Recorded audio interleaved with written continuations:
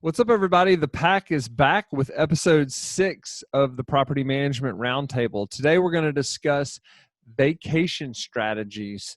We're coming out of some of this COVID world, and people are starting to take vacations again. I took a vacation, and we're starting to talk about some strategies around taking vacation. 1 week, 2 weeks, 1 day. We all have a different strategy for taking vacations. Next thing is a COVID update. I know we're about tired of hearing about this, but still super important to talk about it, especially as it relates to the upcoming rent cliff that many of the news outlets are putting out. So what is Congress going to do? We talk a bit about that. The third thing we talk about is NARPM convention. What's going to happen with that? We all met at a NARPM convention, and so super excited about the potential of having one in the fall. Is that even going to happen? And then, as we always have with our segments, is our what are we reading books? Check it out. Find out what we're reading. That is all coming at you right now on the Property Management Roundtable.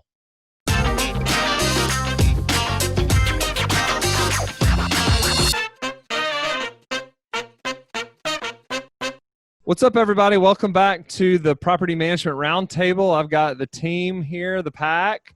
Welcome back, guys. Excited to be here, Matthew. Yeah, we haven't talked in a month, so we've got plenty to talk about. We were just talking about that off air, about how much we have to talk about. I am coming off 2 weeks of vacation, which was incredible. Yeah. Tim, you ought to talk Duke into giving you more vacation time. So I don't have any now. My eyes were wide because my kids are here from school today, and they just busted into this room without any any questions they're asking. Put them on.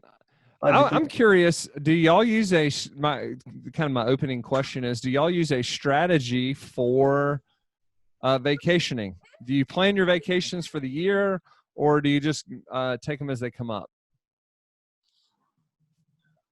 I wish I could say I planned at the beginning of the year, but it usually is about 30% planning early and 70% scrambling last minute. I would like Michael was saying before this, there was a couple of years with kids are small, we didn't really truly vacation ever. Now this year we are taking 2 vacations a week, like in April and a week in August. So, but it's a lot of last minute scrambling. We do a couple 2 days here, 2 days there. Usually we rarely take a whole week anywhere. I'm trying to get back in the habit of doing that. Michael, you said you don't take too many vacations. Yeah, not right now. I mean, we have 3 kids, 5 and under. My oldest will be 6 in October. So since we started having kids, we've just never really been in a position where it's super fun to take vacations. And we had Mikey, my oldest, 2 months before, well, actually 15 days before we purchased Atrium.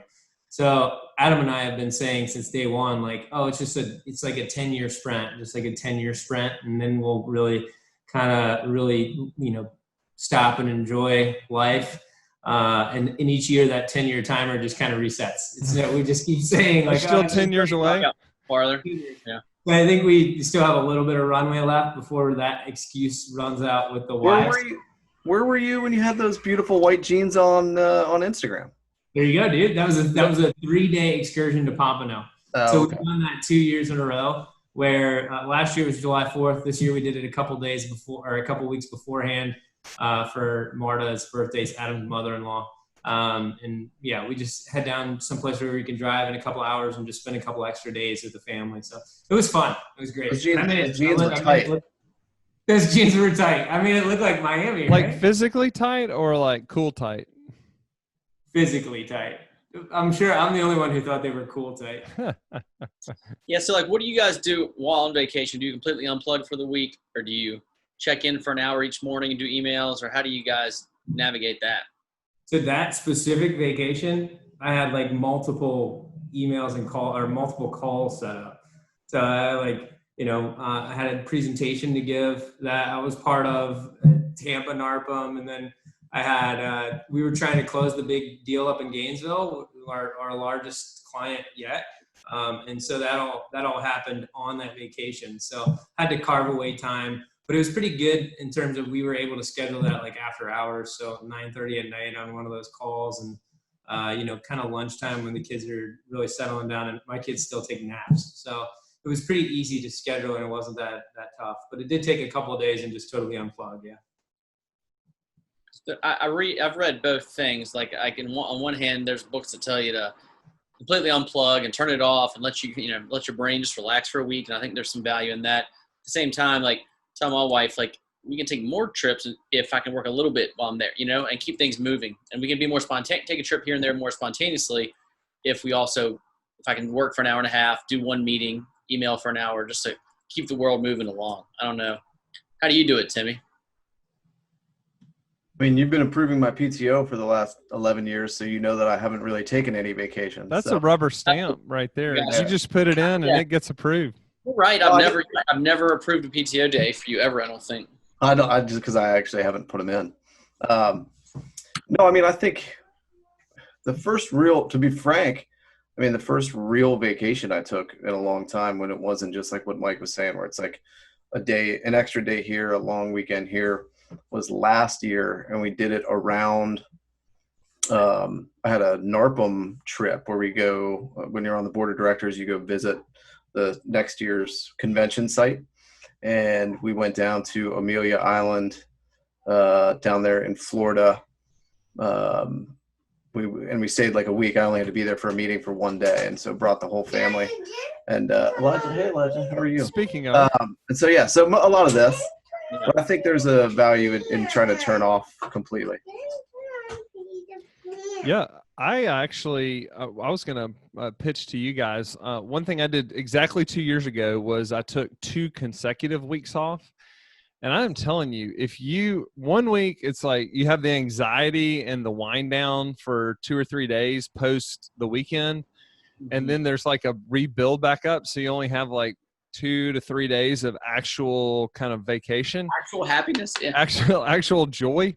If you take 2 weeks off, it was so funny because that's where I read that book that I gave to Mike about sleeping. And I just started, like, I would go to bed at 9:30 and I wouldn't wake up till like 7:30 every day. Like, it was crazy. And I wouldn't wake up in the middle of the night stressing about anything. It was the greatest thing ever. So I didn't take 2 consecutive weeks off, but I took 2 out of the last 3 weeks off. And I am telling you, I'm a happy camper as a result of doing that. So I would. You think you're better at your job today because of it? There is absolutely no doubt. There is something about completely disconnecting and realizing that work isn't everything and you're not your work. It's just really freeing, I would say. And it's hard to get that in 1 week of vacation. I read an article about how Europeans think Americans are weird and like the top 10 reasons. And number 1 was that in Europe, when you meet somebody, you don't say, "What do you do?" In America, we always say, "What do you do?" Because we identify ourselves with work way more than other cultures. I thought that was pretty interesting. I didn't get to it, but I saw an article. I think it was in the New Yorker maybe, or some magazine that I came across it. And it was like, how can it be that we are the most efficient we've ever been? Our output is so much higher than we've ever in the history of the world. Yet we all say we've worked so many more hours. Like there can't be that much more work. Right. So it's an interesting thought, because we all do. Even amongst this group, we define ourselves by the hustle that we put in. A lot of the time we define ourselves by what we do. It's interesting. It's an interesting thought. I'd like to see what the data is they have behind that. I'll try to read it instead of just quoting a headline next time. Vinny, you just did a staycation, right? For 2 weeks. Well, it wasn't really I took 2 weeks paternity leave.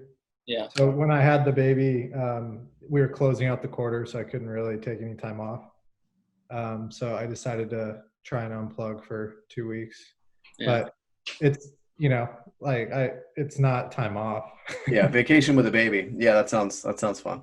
We actually talked about, I have some friends and I'm curious what you guys think about the new travel environment with COVID. But, we were talking about getting a RV or something and taking a road trip.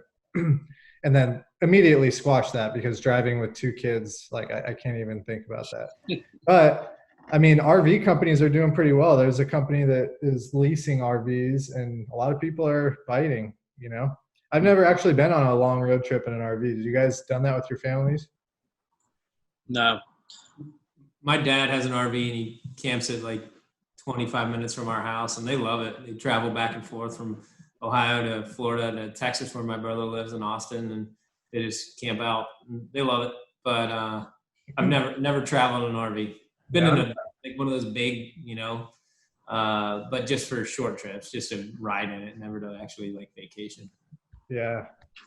Yeah, I'm itching to get out of the city, I'll tell you that much. Well, look, Vinny, we flew, and I actually read an article in the Wall Street Journal recently that said your chances of getting COVID on an airplane are 1 in 5,000 if there's a middle seat that is essentially not occupied by your family, and if the middle seat's vacant, then it's 1 in 7,500. So your chances of getting it on a plane are very remote. So yeah, I read the same, but with the newborn, we have to be careful, Yeah, like, he's 1 month old. So, but I think we're going to go to Denver soon. We just need to get out of the city. I'm itching to get out of the city. Steph and I, we went to Paris in February, right before all this went down. And I'm really glad we got that one last trip in. Yeah. You can just come to Florida. We don't have nearly the lockdown rules you guys do. Unfortunately, I have to go there this week. I'm headed down there Wednesday. are you flying? Well, have not made that decision yet. Just decided that we were going down there about 18 hours ago. Where are you going? Sarasota. Dude, 3 hours, man. Let me know. Gotta sign those docs, baby. It's so funny, Michael. I talked to someone in Orlando last week. It's so different talking to somebody in Florida compared to on the West Coast. Yeah. Like he didn't even seem like there was anything going on. I was like, yeah, so how you doing? He's like, oh, everything's great. It's like, oh, that's interesting because I didn't think that it was great in Florida, but Selling those newspapers, man. yeah. That's what he said. He's like, if you live here, people aren't dying in the streets. So Clickbait. It's the same way here in Alabama. I mean, I think we probably opened up right with Florida and Georgia and Mississippi. And yeah, cases are going up, but I'd finally about a month ago knew somebody that got it. It's been that long. So are you guys open in Florida? Like, is everything open and running? And they open restaurants up, and then they open bars up, and then they shut bars back down. But you can still go in a restaurant and have a drink at a bar. It's just that the primary business, like, it can't be like a bar where it's like 98% of the sales are driven through alcohol or something like that. I forget the exact stats, but it feels pretty. You could go inside. It's indoors. Yeah, you can sit at tables indoors, and yeah. I forgot what that was like. I mean, while restaurants are open, you can eat. They're mostly outside, and like space. If it's inside, it's really spaced out. But I don't think any bars are open, right, Tim? You can't like sit at a bar still in Richmond. At least I haven't. No, that's specifically like you can't do bars in Virginia, I think. But yeah, I actually went to dinner on Saturday night, and it was very weird. We were eat inside. Yeah, it was inside. It was like there were 8 people in the restaurant. It's like the most popular restaurant in Richmond. We went to Stella's, and their regular space was open, and then they took over another space right next door. There were literally 8 people in a 900 square foot space. It was kind of eerie, but it was kind of fun. Yeah, I bet I've eaten at 20 to 25 restaurants in the last month. It's just different. Yeah. I guess I'm living on the edge. Well, let's bring it back to property management. What do you think about how are collections as a result of all this? How are we still seeing record numbers of people in homes? Thoughts on that? I mean, I'll say this, that for the most part, it's still the same. I mean, collections are pretty good, across the board. Class A's great, Class B's pretty good, Class C struggling a little. Retail sucks and office has been better than we thought. But, all of our smart clients in New York are pretty concerned about the future. Like the last month, they've been very concerned about the future. They've even asked us to hire a collections specialist that assists tenants with getting paper forms filled out for government programs and funding, because they really think this oncoming train's coming if the government doesn't continue to intervene. And it looks like they might, but their updates to their investors are talking about 1 to 2 year downturn with where rent collection is an issue, and they have mostly B+ multifam, if that gives you any insight. They're pretty smart guys. So while rent collection's high, I am somewhat concerned about the next 6 to 18 months. What percentage of your residents do you think fall into that would not pay if we fell into another one of those kind of shutdowns? Without government intervention versus with government, it's a big. I think it's a big difference if unemployment continues, another stimulus check comes, or something else to continue to boost it. If it doesn't, Class A seems to be doing it either way. Class B and C is going to be on the fence whether they pay or not. Depends on how much the government intervenes. So I don't know. I mean, the swing could be 93% pay if they do something, and 80 to 85% pay if they do nothing, something like that. Yeah, my number was based on, and of course we manage homes across A, B, and C, and I haven't really divided them. But I mean, I was thinking it'd be about 12% hit in terms of people not paying, just based on that letter we sent out when we first asked people to fill out a hardship form. And right. We got 6% back, and when I just basically doubled that and said, maybe half the people didn't fill it out. And people that listening on this podcast and aren't in real estate, 95% of your tenants pay rent versus 80% paying rent. 80% you can't pay your mortgage, right? If you're 95% you can, and somewhere in the middle, depending on how strong your property performs, everybody's break even's a little different. But if only 80% of the people pay rent, it's Armageddon. It gets bad quickly. Yeah, we're kind of seeing our statistics. In May, we ended up at 2.47% outstanding, so 98.5% collected basically. This month, right now, we're at 96.8. So we should finish up at 97%. So a tiny little increase. But again, I think everyone's still been kind of living on that government money. So recently in Florida, DeSantis just released a program to allow landlords to apply for rent coverage for residents who haven't been able to pay, which I think will be a really positive thing.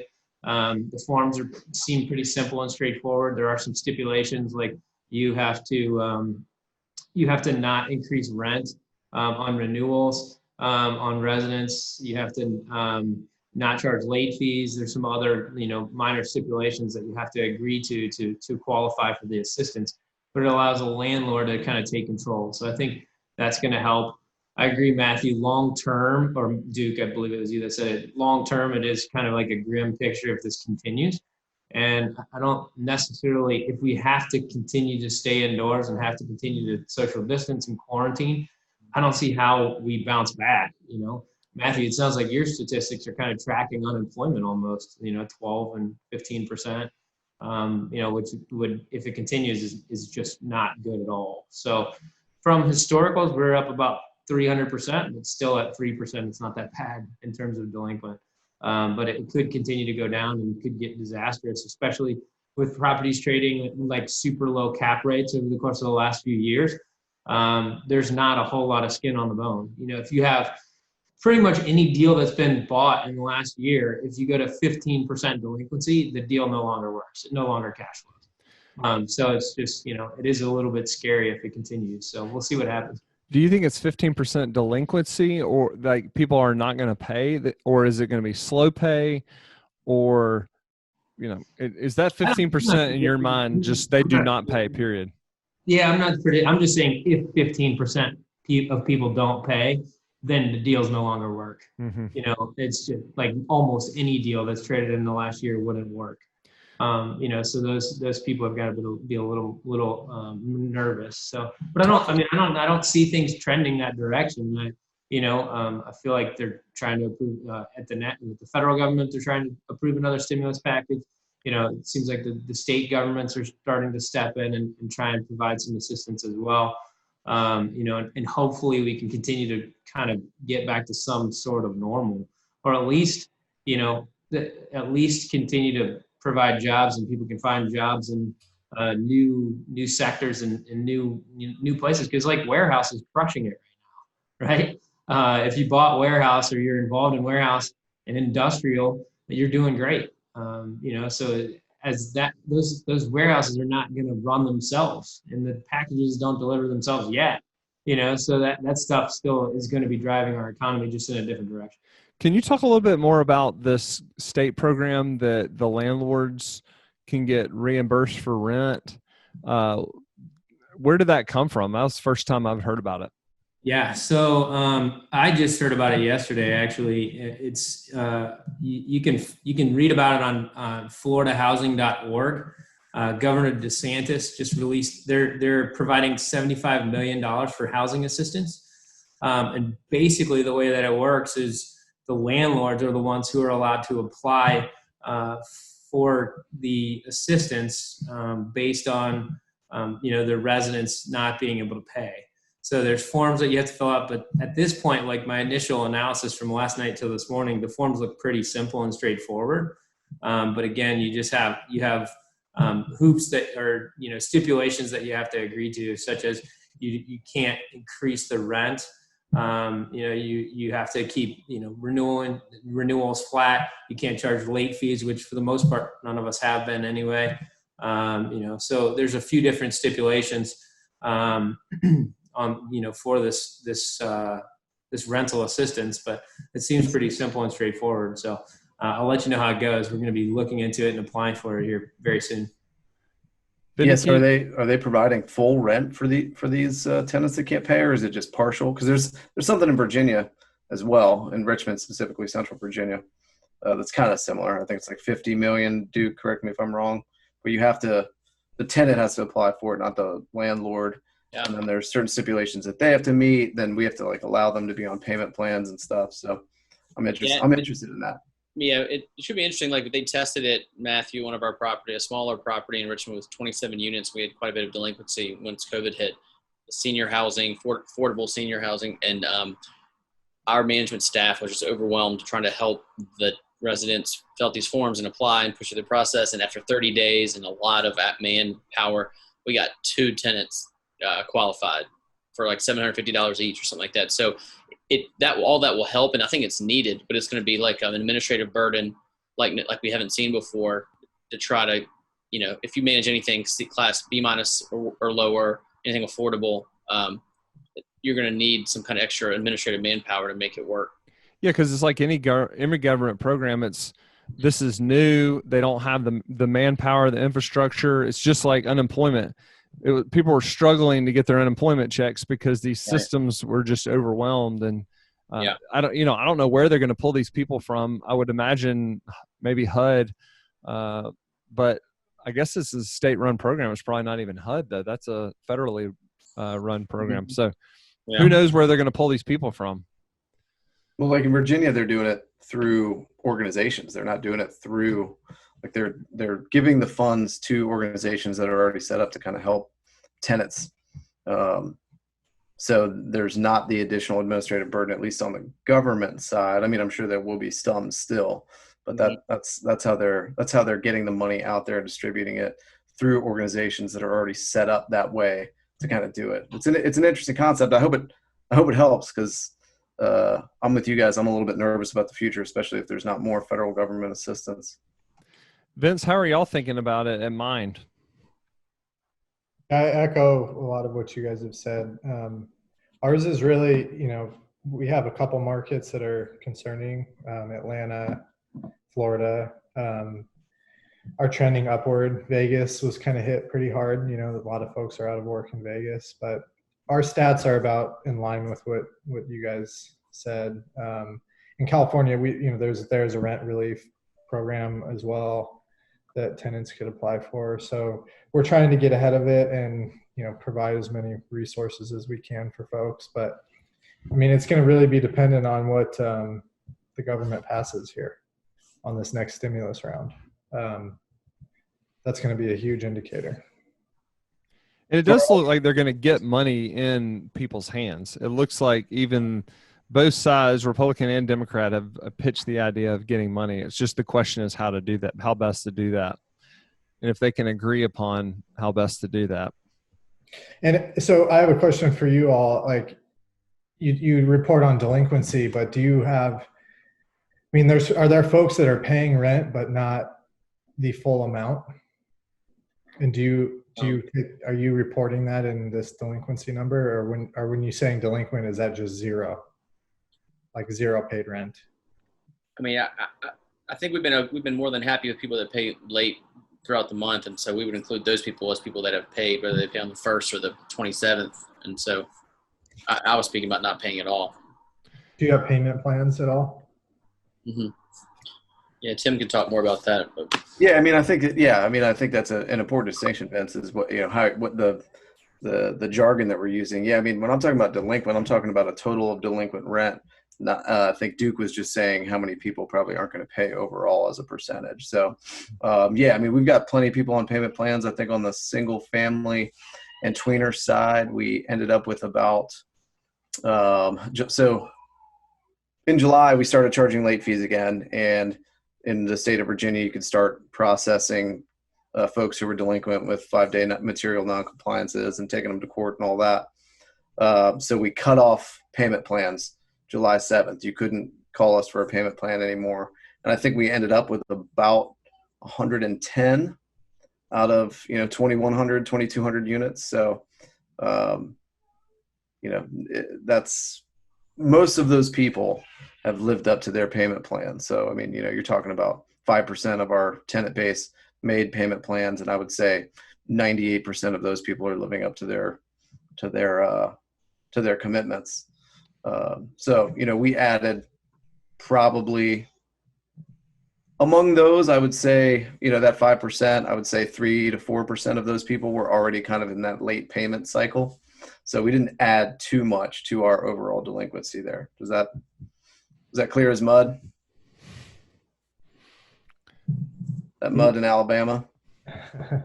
Yeah, we look at it in total dollars as well. So when I quote a collections percentage, I'm just saying of the total dollars we billed out, what percentage are we collected? So I'm not looking at it on a resident by resident basis. But I echo what Tim said, which is what's so amazing. It seems like there's some fairly consistent numbers across all the portfolios, and it seems to be very consistent across the United States.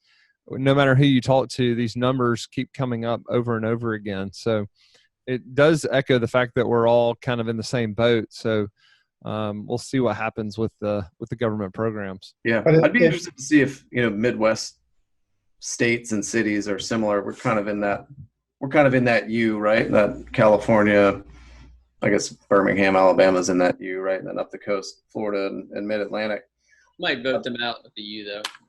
We're not at the U, no. But I'd be interested in Jasper, Missouri, or South Dakota. Like what?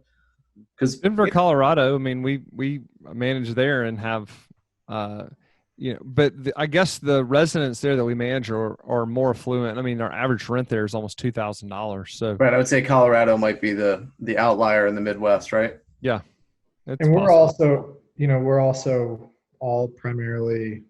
I mean, Duke, you and Tim you guys do some larger multifamily, and I guess you do too, Mike, don't you? Yep. But I mean, we're not talking like Gray Star statistics, like, because you read, there's articles out there, which, who knows the validity of them, but saying 1 in 3 residents isn't paying rent. We're clearly not seeing that here. So, I'd like to see, like, what are these large, Avalon Bay, Gray Star, they may be seeing different stats than we are. Well, one of the things I've seen is because our occupancy is so high, I think we talked about the fact that we were renting homes in March and April just like crazy. Still, we're still renting homes as fast as we can. And it seems to me that there's a move from multifamily to single family. I'd be curious if y'all are seeing some of that as well, where multifamilies struggling to lease units, but single families having no problems. We haven't really had leasing problems in multifam. The leasing has been about the same. It's been interesting to see multifamily cap rates haven't really moved either. Since you would think that there's so much uncertainty in the world that people would be afraid to buy a multifamily property because you just don't know. But they're not buying anything else, and so more money is even flocking to multifam investment. So like cap rates here, we got down to 5 pre-COVID, and properties are trading right at a 5 cap rate still, which is crazy. Because like if you're not right now, you're not going to buy office, you're not going to buy retail, so you're going to buy multifamily, and then as Mikey mentioned, industrial. Right? Everybody's confident about those two. So I don't know.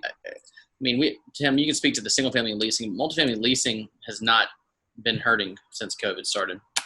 No, I said like some of our newer properties, like we've done a couple lease ups on the tweener, so the small to mid-size multifamily. That's been maybe slower than we expected, but overall, it hasn't really been impacted that enormously. And Matthew, we're kind of with you. I mean, again, we're operating a little bit differently, so things maybe aren't as fast. But all the numbers, when I look back at them, they're pretty much the same. I mean, if not better. I mean, I'm not sure we're at the GK houses clip.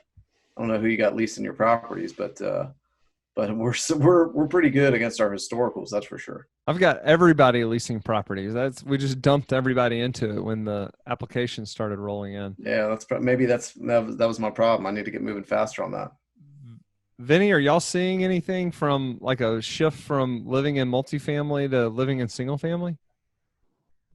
Not really, no. Golly, somebody agree with me here.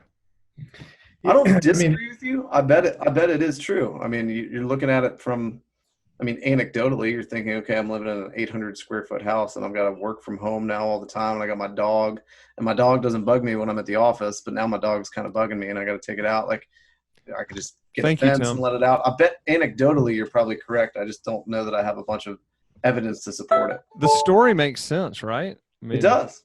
Okay. I appreciate that. It's almost as an attractive story as your beard. Your beautiful. The new beard, my Corona beard. Well, time will tell, Matthew. Your prognostication. Watch as the urban sprawl takes place and people move to the burbs and the houses. There you go. Because they can live anywhere they want because they work remotely now. You heard it here, 17th, folks. Yep. Matthew. Y'all are welcome. I think there's enough humans to fill up both the suburbs and the city. So I think we'll be all right in both sectors.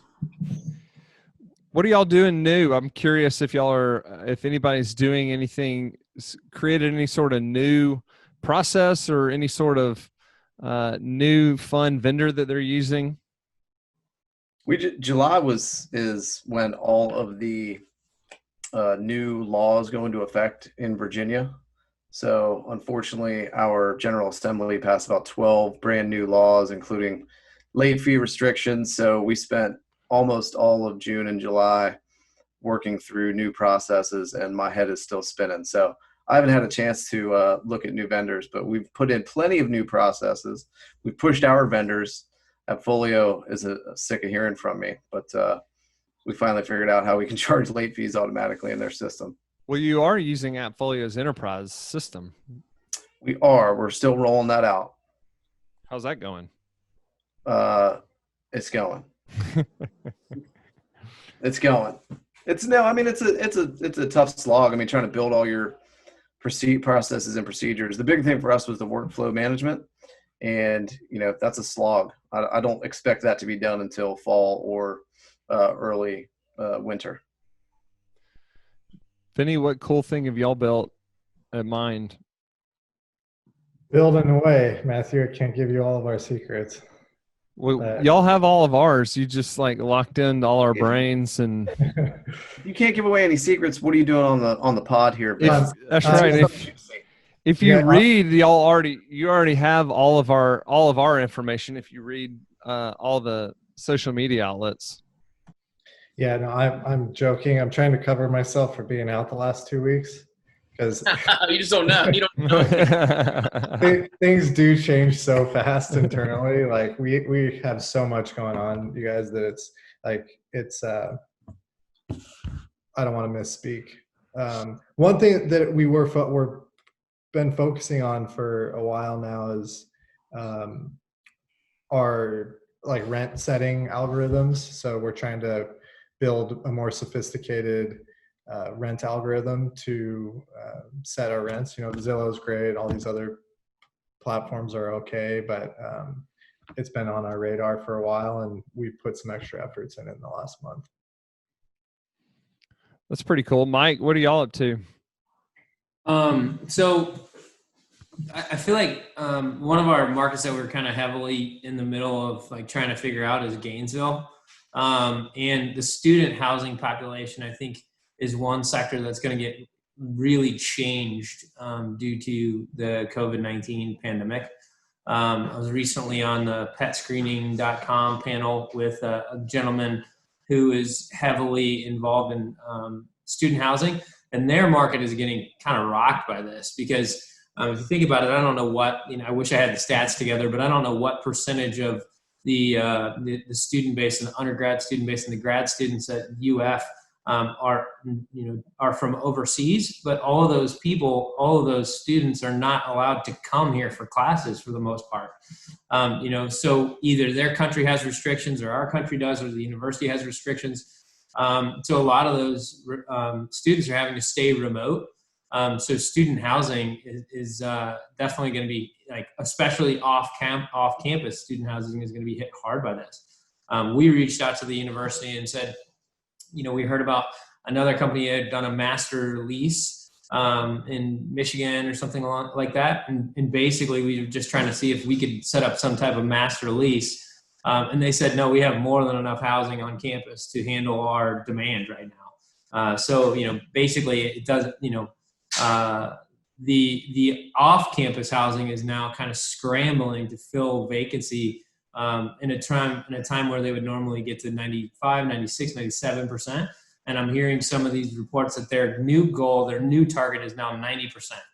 And again, that's a huge swing when you had deals that had slim margins to begin with. So for us, where we kind of live in the outskirts, we're trying to figure it out too. What's our new target, and we want our target to stay the same. So how do we hit that? So we've been kind of audibling and really hustling these last few weeks to backfill vacancy that normally would be no problem. But because of the unknowns involved with campus housing and just going back to school, it's going to be a little tougher this year. So it's been a big focus for us and a big push, and a lot more effort has gone into the student-based markets. Mikey, do they have a plan for when the numbers spike on campus? I was just so you guys know I coach at Randolph-Macon, so I'm, hearing all of our plans. Do they have a plan for when there's an outbreak on campus? Because I know we at Randolph-Macon, they were looking for places to isolate or quarantine students that then get it, because there's not enough rooms to have single people in each room. So you could, instead of saying some sort of mass release, you could get yourself set up like that. Get yourself some squeezies, some disinfectant wipes. Get you some squeezies, some disinfectant wipes, and say, hey, send all your COVID patients over here. I know it sounds crazy. It's not. It might be worth having a conversation though. Yeah, interesting idea. They have plans in place. That was a no. Next, yeah. He's like, your idea sucks. So, in terms of like the plan as the university, basically, 2/3 of the university is going to be. Hold on one second. The most important podcast of the world. Who is that? Yeah. So, 2/3 of the university is going to be online. So I don't know exactly what what that what the plan is for them long term. But they're going to have to figure out a new operating mode across the country. And, I think our industry is going to be hit just as hard by what happens when our kids go back to school. The property managers who have children at home right now, and we've got, Tim's kids coming into the picture. Let's talk about that. Because that's not something we don't have the answer to yet. And our employees are already reaching out. What are we going to do? that we've put up with it for a few months. What we're going to do when school starts, because most of our schools here are shut down for at least the 9 weeks. Like, what are you going to do? Yeah, it's a good question. My wife, we're dealing with that right now at my house, and I have a stay-at-home mom, so a stay-at-home wife. So I don't know, guys. It's gonna be a tough one. But how does that change from what you've been doing? I mean, how is being at school different? Tolerate for you think it's a short period of time, you can kind of suffer and get through it. But when you realize it's for like 3 months or 6 months or a year or whatever, like just the whole outlook, everybody starts to panic again. And so that's my thought. I think also we're in summertime, so kids aren't worried about learning. And so schools are closed, but they're doing distance learning. So how am I managing as an employee? How am I managing my job, which right now it's fine. I can just stuff them in front of a TV or give them blocks or Play-Doh or coloring books and whatnot. But when it comes time to long division, Right, you need to teach them. And they need to be set up and paying attention, right? Like, so I think that's the big difference there. Yeah. So how are you thinking about that, Tim? You Personally, framed the question so well. Certainly you've thought about the answer. Are you saying personally or as an employer? Good. I was saying as an employer, but what are you going to do personally? We have lucked out that the school that my children were both supposed to be in right now, their favorite teacher was furloughed. She's got 2 little girls, 9 and 7 or something like that, and they've been going over there. And she is going to put together a curriculum, and we're going to be basically doing homeschooling, but not us. So as an employer, I think, we've had this discussion as an executive team, are there things that we can, what kind of relief can we provide? We've shot crazy ideas around like setting up computers in all the offices because we're not even going back to work, right? So like set up computers for kids in offices and have Duke watch everybody's kids. All options on the table now. It's one of those things where, like, if you take one individual at a time, you can probably figure out a solution. Okay, fine, you bring your kid, go in that office, fine. Right. But then, like, trying to get it as an organization. At scale. If you offer one person something, you need to help with everyone else, and then it doesn't work now because there's too many kids here, and it's not safe. So now it's a daycare, and all of a sudden right. You've got bigger issues. Yeah.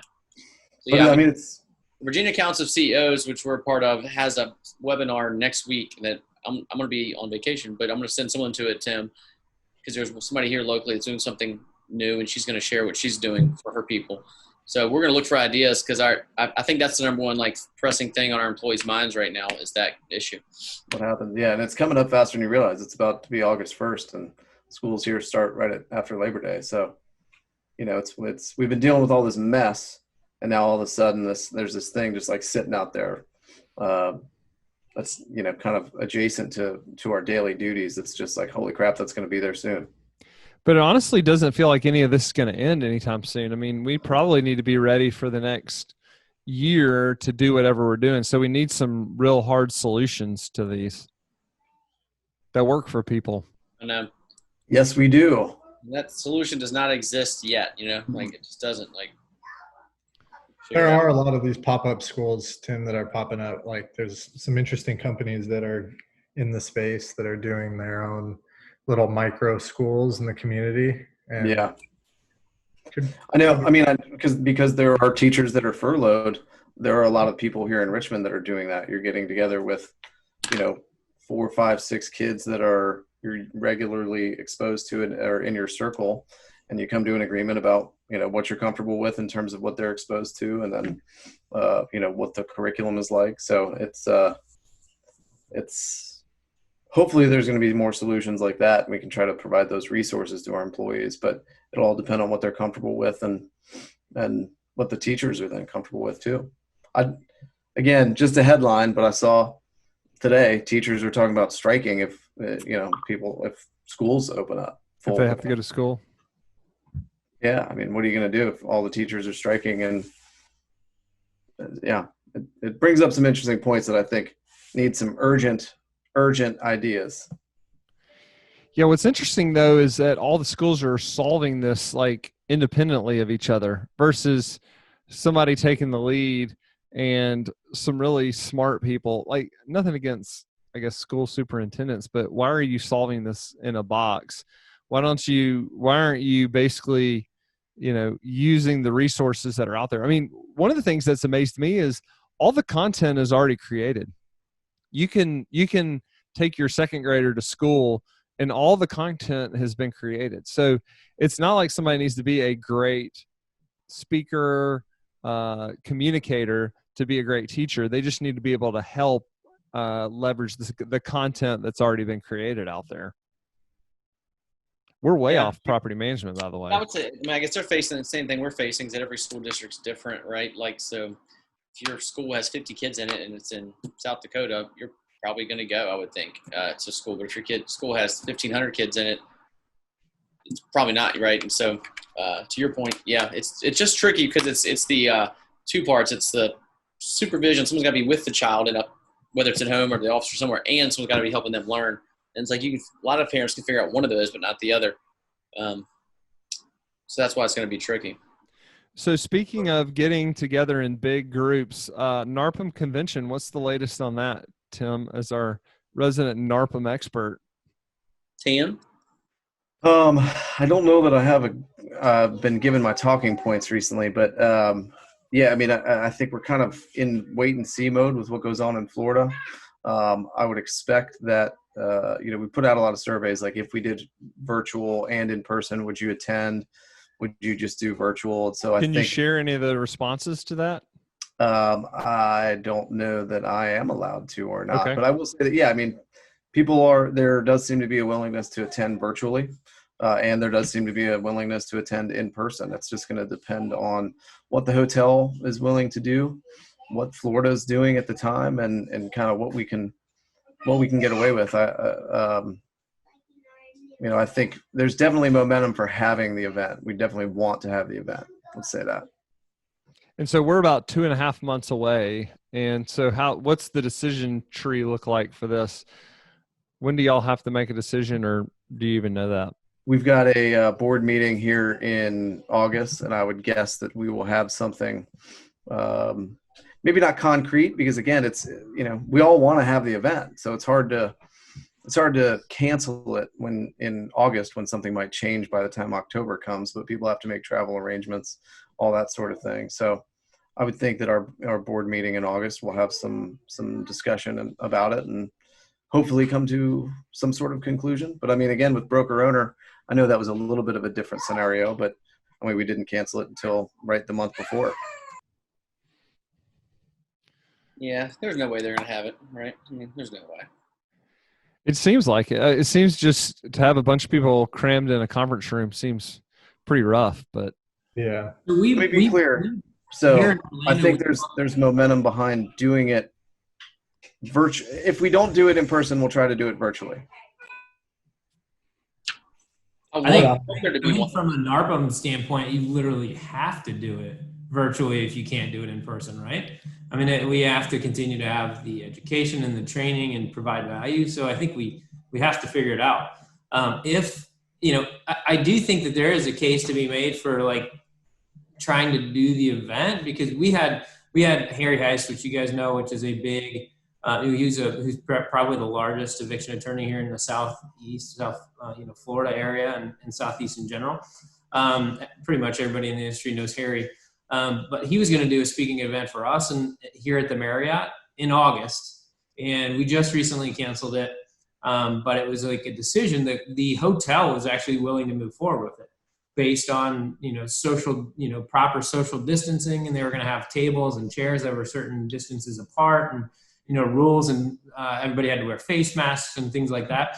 So I think there's a case to be made for even trying the event as a much less attended event, 50% virtual and 50% in person, same size meeting rooms, if not bigger, as they normally would, to try and like keep it going, keep that in, environment and the learning and everything that goes along with it. Would you go?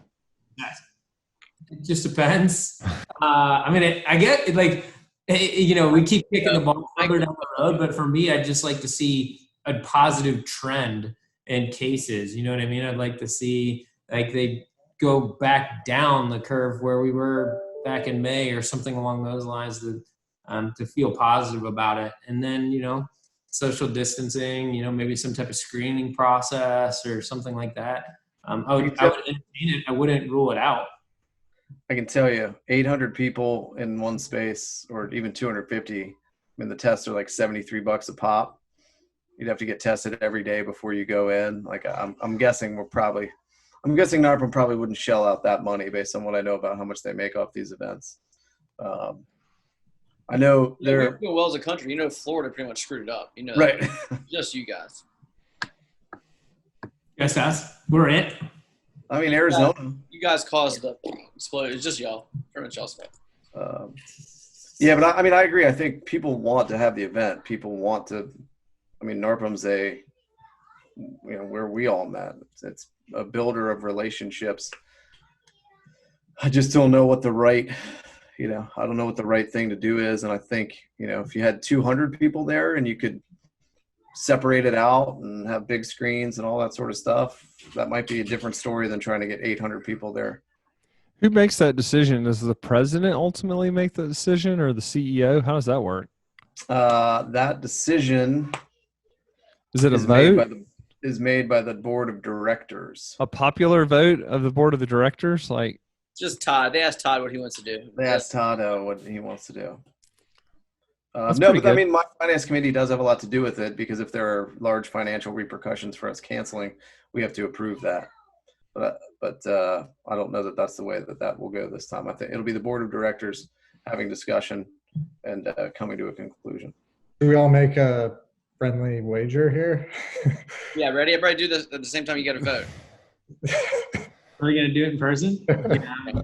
It's pretty obvious what I think. IMN I think they're doing all theirs virtual. I agree with Mikey though. Like, if it's not in person, Tim, are you guys like virtual? Is that just the way it's going to go? Likely, you think? Yeah. Sorry, I didn't hear Mike when he was talking about the virtual thing, because my kids were beating the hell out of each other and screaming at the top of their lungs. But yeah, I mean, I think, like most organizations, we've put some money into trying to figure out how to run a really cool virtual conference with ever since COVID hit. So I know OMG, who's the management organization for NARPM, has been researching it, finding the tools, not just, hey, we're going to do a Zoom meeting, but how do you actually do a virtual conference and do it really well? So whether that's for now or the future, that was kind of a decision that was made, that we said, okay, let's at least research this. I'm actually speaking at a virtual conference on Wednesday. So all y'all need to show up, pulling back the curtain. I bought my ticket. Sweet. All right. Did you really? Yes. All right, great. Well, we'll probably release this post that. So if you're listening, it's probably too late to do it. Last question before we go is the one we always ask, books you're reading. And since Tim, I know you don't read, but you can kind of talk about whatever you want to talk about. Vince, start us off. Books you're reading. You had 2 weeks off. You should have read something. Yeah, I'm kind of dark right now, though, you guys. I'm reading a book called Being Mortal by Atul Gawande. It's about like hospice, end of life, just how people handle it. Very interesting, given the current times. Like, it's a pretty deep book, so. Yeah, man. I hope they get lighter. It's good though. It's actually, I love books that, are unrelated to our industry or business in general, but you could find things that are relatable, right? Yeah. Like, just this book is just about the connection of people and your own acceptance of mortality, and which, translates into business. Like, what do you want to be spending your time on right now? We have a very finite time on this planet, and got to spend your time wisely. Good stuff. Mikey, what are you reading? I bet not that. I bet something else other than that. Is Mikey muted? First time using Zoom. Yeah, I've got 2 books for you. I've been reading Richard Branson's Finding My Virginity, which I think I talked about in an earlier podcast, wanting to read Losing My Virginity. I can't find it on audio, so I still haven't read that one. But Finding My Virginity, it's okay. I don't know if I'd necessarily recommend it. Come across a little bit like Richard Branson just kind of bragging for 8 hours. about how cool his life and career has been. But there has been some redeeming moments where I was like, wow, that really is cool. And some things that we might take back and kind of apply to our thought process or business. And then we're at my onboarding subcommittee. Leadership team is reading a book called Mr. Schmooze, which I don't know if I've mentioned on here or not. But it is a great one for anybody who's out there looking at how to give like a top-notch customer client experience. And it's one of the themes of our onboarding team that we're trying to ingrain in our new people. Just what does great, like world-class customer service look like? Because not everybody's been exposed to it. Not everybody who we're hiring has, stayed at the top-notch Ritz-Carlton hotels and, shopped only at Nordstrom. So there's some customer service elements that our base level employers might just have never been exposed to. And Mr. Schmooze takes it up another notch. Like you guys have heard the football story. I was sending the guy the Matt Ryan football, and this is like that on crack. So it's very cheesy, as the title sounds, Mr. Schmooze, but it's also like a 2-hour read. And you can just fly right through it and get some really good information on how to really win those relationships. Awesome. Timmy? Yeah, I don't downloaded TikTok. So I've not been reading, but I downloaded TikTok. And that's good. Now you're helping China. Honestly, what's the difference between Mike just listening to a book and just downloading TikTok? Nothing. I mean, really, it's the same thing. I'm getting the same amount of information out of it. Yeah. There's plenty of conspiracy theories on TikTok, so it's fun. Now, Richard Branson conspiracy theories. Richard Branson. Yeah. Isn't every book just some guy writing about how awesome he is? Yeah, that's some of them you relate to and pull things out of, and some of them you don't. You just, all right. You're like, I'm awesome in that way. I can be awesome that way. Yeah, me and him, we just don't click. Hey man, that's fine. I don't think I'd click with Richard either. I was just clear. No. I think anybody that owns an island, I think I can figure out how to click with. Yeah, definitely would love to go check out Necker Island. Absolutely. Necker. Since he's on my board, remember how we got to pick some board members and he was on my board? I am not lending you his advice, Mike. All right, since Tim's not reading anything, Duke. So I haven't started these two yet. The two I just bought, it worked for me, Colin Powell and the Lean Startup. I never read the Lean Startup, so I'm going to read those two. But in all seriousness, I'm taking about 2 weeks off reading. I've been watching The Wire again for the 4th time. And that's my favorite show of all time. And every time I watch it, I learn something new that is very applicable to business. So I'm going to pretend like I'm watching it for business, but I'm just watching it for fun, though. The Wire. I've never even heard of that. What?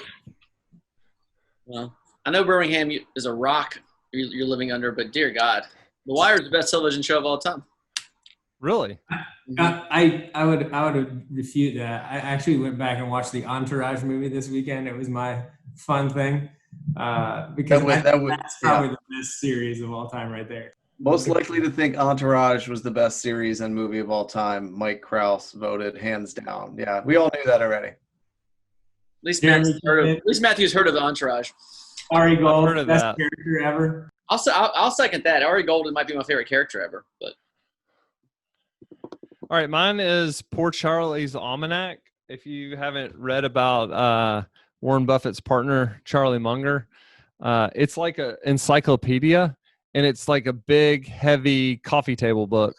But the stuff that's in there is just hilarious and some great wisdom in there. So, all right, if you enjoyed this, rate us 5 stars on wherever you get your podcast. Make sure you subscribe to this podcast, and appreciate it, guys.